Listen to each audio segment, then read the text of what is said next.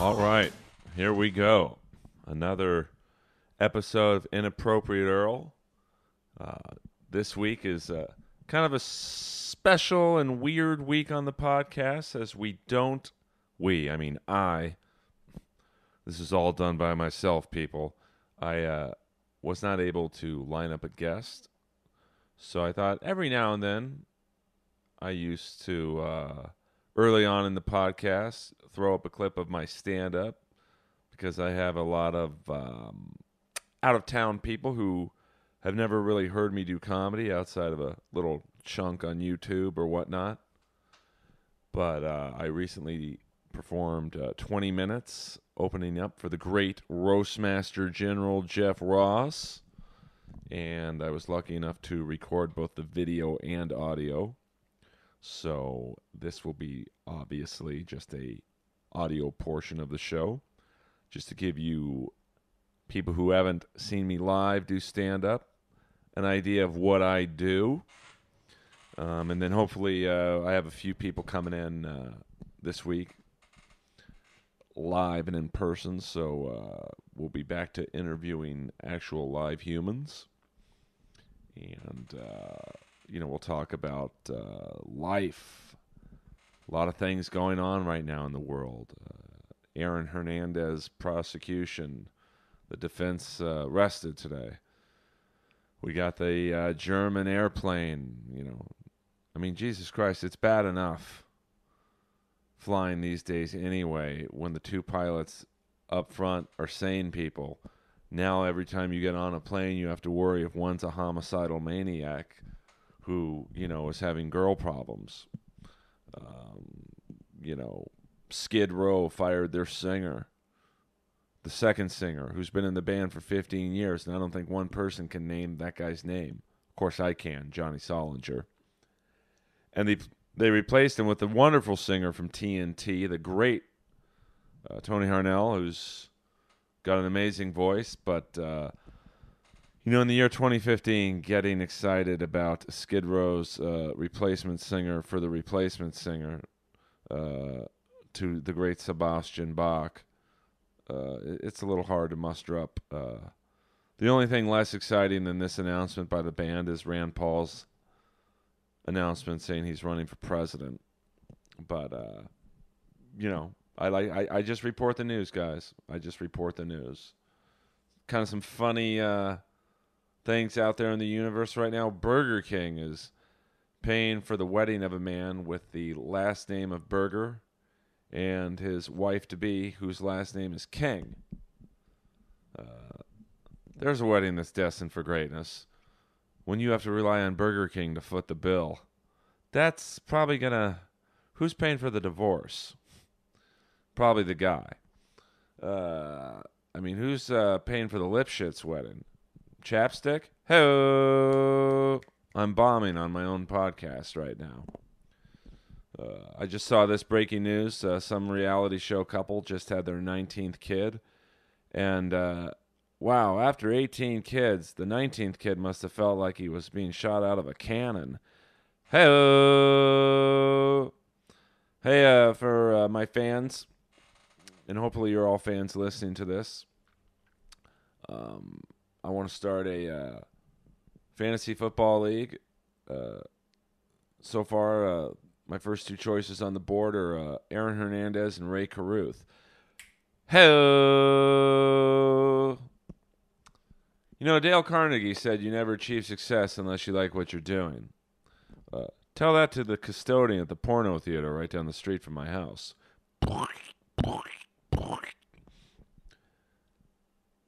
Today's actually a special day. It marks the anniversary of the last concert Steven Adler played in Guns N' Roses before getting kicked out for drugs. The good news is that he still uses and thinks they have a gig tomorrow. Hey. Here's a funny thing about Steven Adler is I actually used to live in the same building as him. And he was a great guy, man. I mean, his brain was gone. And this is in, right after he got kicked out of Guns N' Roses. So he wasn't in the best place mentally. But it's always made me wonder, how in the hell does a guy get kicked out of Guns N' Roses for doing too many drugs? I mean, that's like getting kicked out of Little League for using a bat. And Slash had to tell him, you know you have a serious drug problem when Slash looks at you and goes, hey, bro, you've had enough. And, keep it in the medical, or metal, not medical. You might be medical, too. Keeping in the metal news, the news, that AJ Pero, the drummer from Twisted Sister, unfortunately passed away. And it's also unfortunate that the other four members are still alive and going to tour again. I mean, you know a band's fan base is old and fat when the mosh pit is just two guys staring at each other, going, hey, you going to move or am I going to move? He died of a heart attack, which is sad, and it just is medical proof, I guess, that he couldn't take it anymore. Hey-o! And Bobby Blotzer from Rat this is the metal news, I guess, is now going to go out with four buddies of his from Vegas, the Sin City Sinners, and he's going to play Rat songs. So you get the Rat experience with the drummer. I mean, who the hell wants the Rat experience with the drummer? That's like going to a prostitute and getting the girlfriend experience. So I'm not sure how that's going to work out. But hey, I find it funny that he was giving Stephen Pearcy shit for singing Rat songs with four Mexican guys he picked up from the Troubadour, and now he's doing the very same thing. So these 80s metal guys, just shut up, get along, and make some money playing state fairs and crab shacks, and we'll all be good. Now, many of you know this, but my favorite rock group of all time is Kiss. And, it really bothers people that Kiss is in the Rock and Roll Hall of Fame. You might not find a band who's more musically challenged than Kiss being in the Rock and Roll Hall of Fame. But I think you get why they are in the Rock and Roll Hall of Fame when you go see them in concert. Because, you could go to a record store. I don't even think they have record stores anymore. And you can buy a Kiss CD, a tape, a record, whatever they sell these days. I don't know. Or just go on iTunes. You could hear any song from any Kiss album and go, that's okay. Heard better, heard worse. But then you see them live. Even the current version of Kiss, which is basically the Jewish Menudo, because they, put guys in other guys' makeup. They don't know Kiss fans don't know the difference. I mean, Kiss fans are one step above pro wrestling fans. I mean, they actually think Kiss still tours for the money. And, still tours for the fans. That was a Freudian slip there. Can Gene sue me? No, I'm just kidding. So, you go to a Kiss concert, you hear them play that same song you thought was average on disc or whatever, and you're like, this is the greatest band of all time. Because Kiss in concert does everything they can musically to make you forget. I'm sorry. Kiss does everything they can visually to make you forget how bad they are musically. I mean, you got the drum kit rising to the ceiling of the arena. You got Gene spitting blood going up to the ceiling of the arena singing God of Thunder. You've got Paul flying over the crowd during Love Gun. You've got, Tommy Thayer, who plays Ace Frehley, shooting laser beams out of his guitar. You've got Eric Singer, the drummer, who's dressed up as Peter Criss, twirling drumsticks that are set on fire. You don't even listen to the fucking music after a couple of songs. I liken it to, like, if you went to a baseball game and there was a batter on your favorite team who was batting 120 and led the league in strikeouts. I mean, he literally probably struck out 90% of the time. But each time he struck out, whether he was swinging the bat or took a called strike, his bat would explode, and then laser beams would come out of his shoes. You'd think this guy was the greatest fucking baseball player of all time. So there you go. Listen, I finally get Kiss and why they do all the other stuff. So, I hope you enjoy this 20-minute set from Irvine. I gave you a little bonus.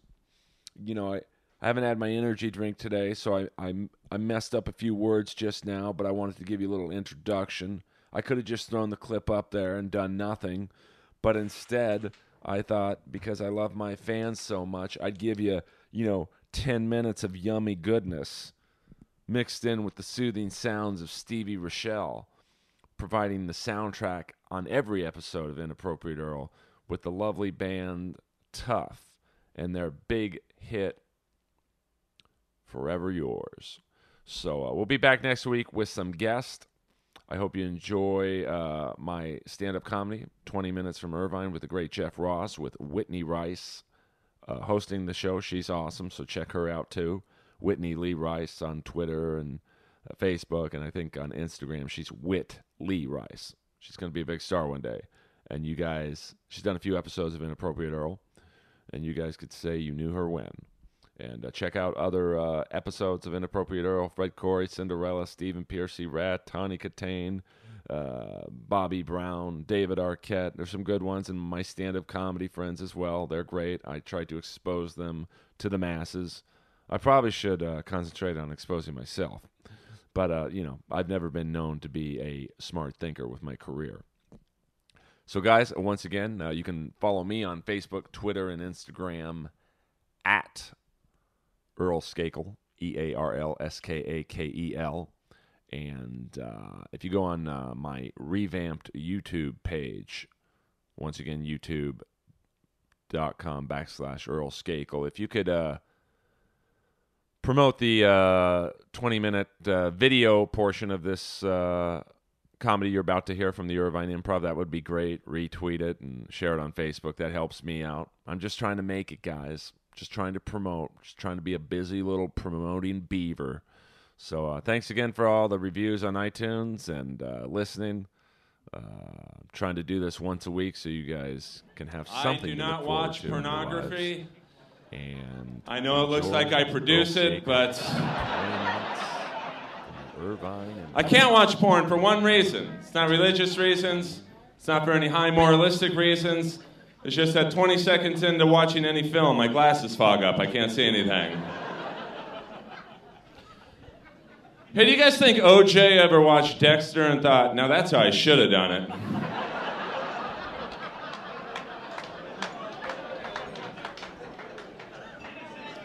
I do have to apologize to each and every one of you. I'm the reason the show was late.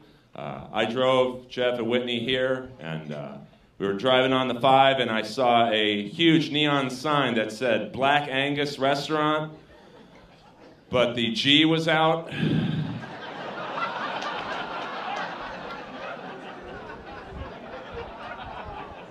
So we had to stop off and get some appetizers.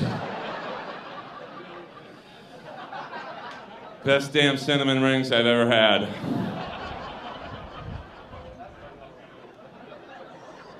I live in West Hollywood. It's kind of a gay neighborhood. Actually, it's a very gay neighborhood. It's not kind of gay. I mean, if I'm walking my dog late at night and I drop the keys, I've got to kick the dog and the keys up 2 blocks.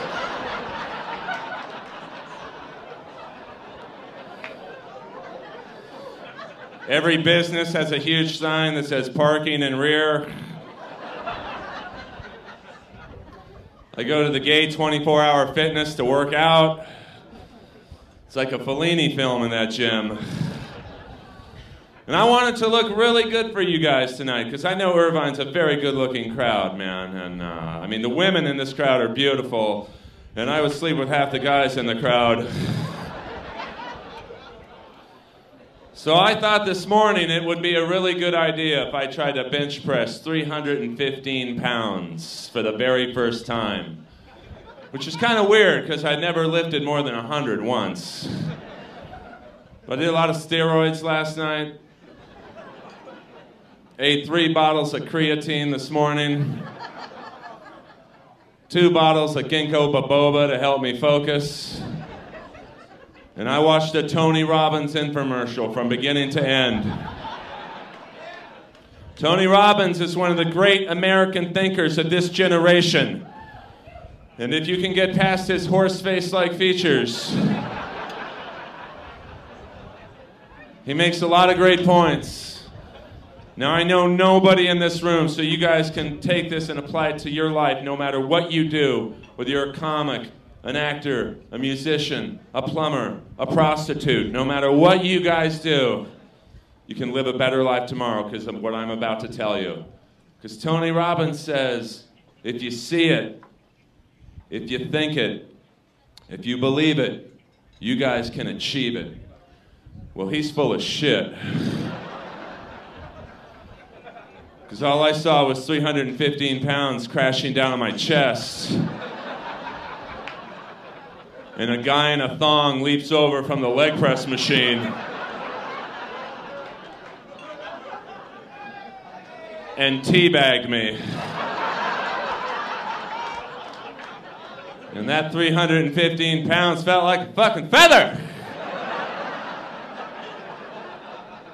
So guys, forget the amino acids, forget the energy drinks. A man's balls in your face is incredibly motivating.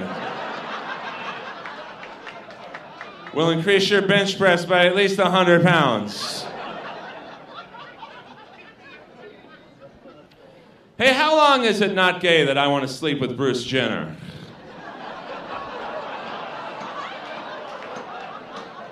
I mean, after he has the operation, he's gonna have the oldest, newest vagina on earth. I want in. Just for the story alone. Can you imagine the first time somebody goes inside that's like, dude, you used to be on a Wheaties box.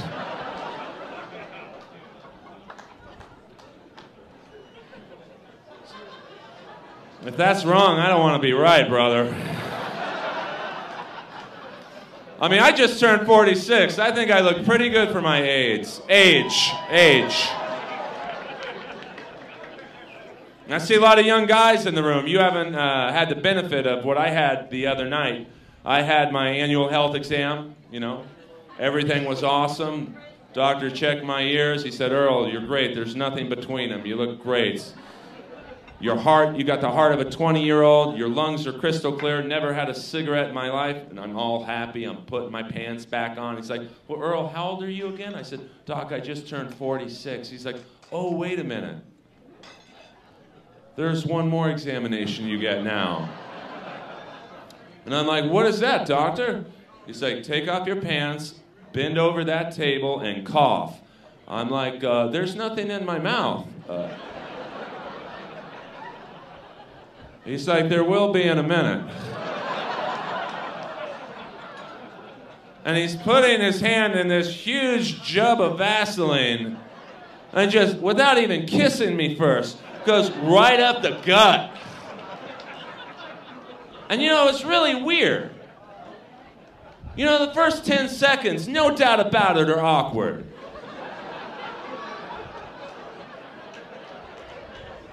I mean, I'm like the 405 north back there, no southbound lanes.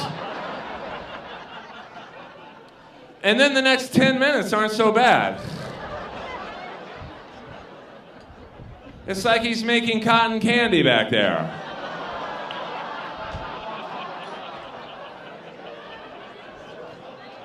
It was so good I went back twice the next day. He's like, Earl, I don't have to see you for another year. I'm like, no, I'm just here for that last part. Actually, I had a really super fun audition today. It was for a Michael Bay film. And, you know, it was a strange audition because it was for the role of white supremacist number 9. Well, I'm waiting for the callback. It was a very strange... I can't believe they... Sir, I'm Jewish. I'm glad you like me, but don't point at me like this. So, didn't I see you at an Affliction shirt convention?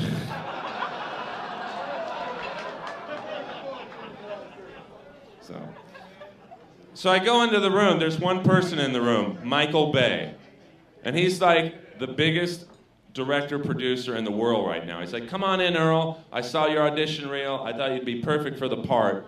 Which is really scary that my audition reel screams white supremacist number 9. And he's like, you know, I'm not really pleased with what I've seen so far, so I hope, you know, I got to ask you a couple questions. I don't want to waste any more of my time. Question number 1, you know what you're auditioning for? Would you shave your head? I'm like, yeah, man, I'm in my 40s. It's not gone by now, it'll grow back, you know. They even say, if you shave your head, it grows back thicker. So I'm like, yeah, no problem, man. Like, question number 2, would you get tattoos? Now, I don't have any tattoos, so I'm like, well, they're not permanent, Mr. Bay, are they? He's like, no, they're henna tattoos. They'll take about 6 hours to put on. They'll last about a month, and they'll say some really racially insensitive things. And I'm like, yeah, no problem, Mr. Bay. And he looks at me and goes, Jesus, no one's gotten past this question today. And he's like, well, I got to ask you this question. Like I said, you know what you're auditioning for, and I have to know this. Are you comfortable saying the N-word on camera? And I'm like, and get paid?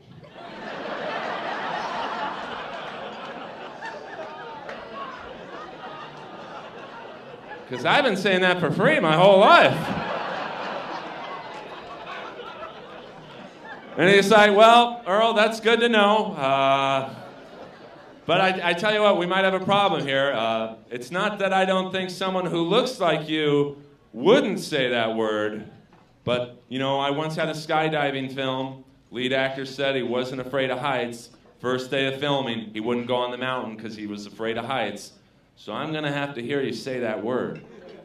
Now, I'm not going to say that word. It's like the most filthy, disgusting word in the English language. So I'm going to replace it with a slightly less offensive word like Armenians. And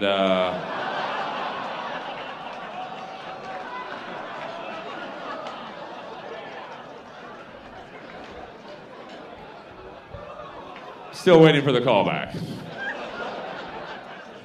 Now, I'm a big Motorhead fan. I love the band. A great 1 out of 500. This joke will go well. Actually, I can't lie to you. I don't like Motorhead at all, but I do go to all their concerts because I know I'll be the best-looking guy in the room for 2 hours. And the second best-looking chick. I love going to concerts, though. You know, it's good. You guys are here to forget about your problems tonight. You know, your work week problems, relationship problems. I do the same thing, but I go to concerts. Like, probably my favorite concert I ever went to was Poison, Cheap Trick, and Def Leppard. And it was right at Irvine Meadows, or whatever it's called now, Verizon Greenpeace Amphitheater. I don't know what it's called, but that was the show that, it was a great show. Cheap Trick went first, and they are an awesome band. They did about 45 minutes. House lights go on, and a big sign appears behind the drum kit. It says, text 4532, and your message will appear on this screen. What could go wrong with this idea? Certainly no one would type anything inappropriate. And the first message was so heartwarming. Dear Poison, please play I Won't Forget You, Baby, for my loving husband of 75 years, Rick. Which is crazy that there's a 100-year-old couple at a Poison concert. Then the second message, equally as nice. Dear Def Leppard, please play Headed for a Heartbreak for my girlfriend of 4 hours, Jennifer.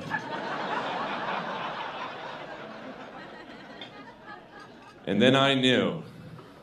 I just had a hunch that the third text message would be pretty bad because of the marijuana haze in my section and the guy doing cocaine right next to me texting. Marries a slut and takes it in every orifice, which totally ruined the rest of my concert that night because I'm going up to every girl in my section going, you're not Mary, are you?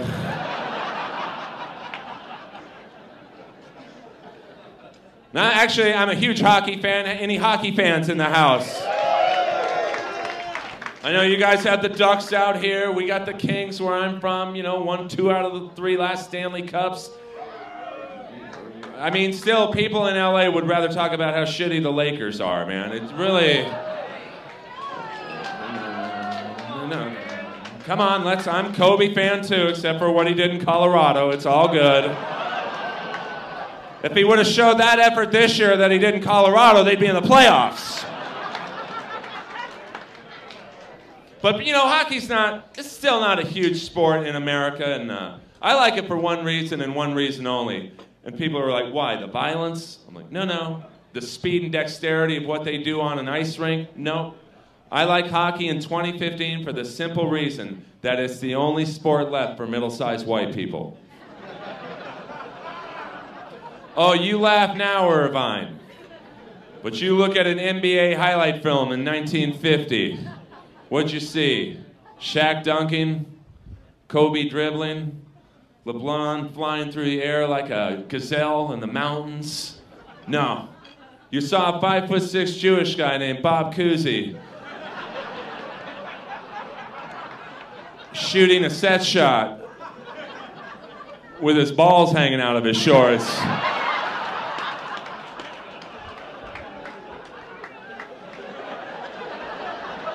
Look like church bells down there. And here's the weird thing. You know, there's over 70 black hockey players in the NHL right now, but nobody's noticed because they all have white names. They have names like George Laraque, Donald Brashear, Fred. I mean, white people are going to get really nervous when Shaquille Olakawande shows up to the rink. Because think about it, what sports would we have left? Someone will come up to me after a show and be like, Earl, don't worry about it. You guys will always have NASCAR. It's like, first off, what's with the you guys comment? It's not like I'm the head of the Aryan Brotherhood. Second off, NASCAR is not really a sport. I mean, that's an activity you can do in the parking lot of a Walmart. Like, all right, Earl, you got us on NASCAR, but you guys will always have golf. And it's like, excuse me? Did you see who won almost every tournament the last 12 years? And he was pretty busy off the course. I mean, that's how good he was. Imagine if you're like the #2 golfer in the world, Phil Mickelson, and you're sweating your ass off for 22 hours out of the day on the driving range, fine-tuning your swing to the most minute of details, and Tiger's at the titty bar for 22 hours out of the day, fine-tuning his swing. And he's still winning by 10 strokes. And they're like, all right, Earl, you got us on NASCAR, you got us on golf, but you guys will always have women's tennis. It's like, excuse me? Have you seen the Williams brothers play?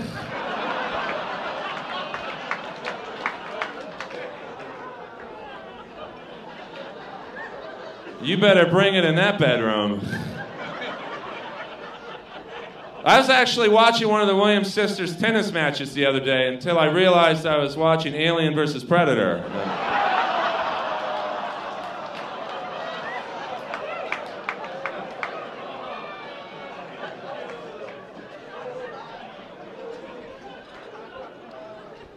I was watching TV the other night. I love these commercials they have for toilet paper. It's like, I don't really think toilet paper needs its own commercial, you know. It's not really a lot of guesswork as the end product and the end result for that item, you know. It is what it is, but I finally got it when it aired right after an Arby's commercial. Because if you've had 5 sandwiches for $1 at Arby's, you've had to reach for some brawny right after. Now, I know brawny's a dish towel, but trust me, 5 sandwiches for $1 at Arby's, you're grabbing for whatever your hands can get to first. But my favorite sport's football. I love football, man. Of course, my favorite team is the Pittsburgh Steelers.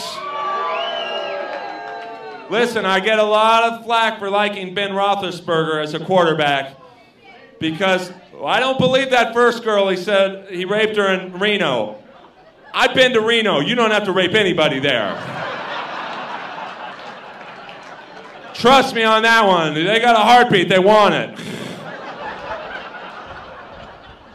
But my favorite part of any football game is that first series of downs when the announcers get so excited to introduce you to the starting lineups. And in the Steelers' case, they start off with their smartest player, Troy Polamalu. And he's very eloquent, very well-spoken for an NFL player. And that little Brady Bunch screen pops up, and he looks at the camera in a real sexy voice just like mine and goes, Troy Polamalu, University of Southern California. And then they get to the next guy, Ike Taylor, the U. I don't even know what school the U is. But he says it with such conviction, you're like, it's got to be a great school. And then they get to the next guy, Casey Hampton, the Ohio State. Like there's two Ohio States, and this guy picked a better option. And then they get to the last couple guys on the team, and these guys are absolute morons. But they're starters, and they got to get to them. And the 10th guy is like, Mike Mitchell.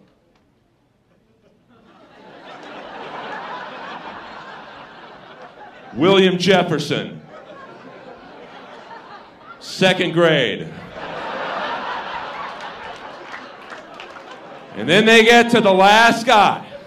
And he's Polamalu's free safety partner, so they can't exclude him. And he just looks into the camera with the blankest stare of all time, like,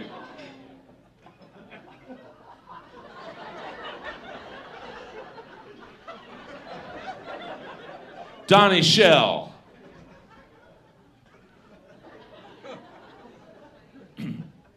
Los Angeles. Guys, enjoy the rest of the show. My name's Earl Skakel.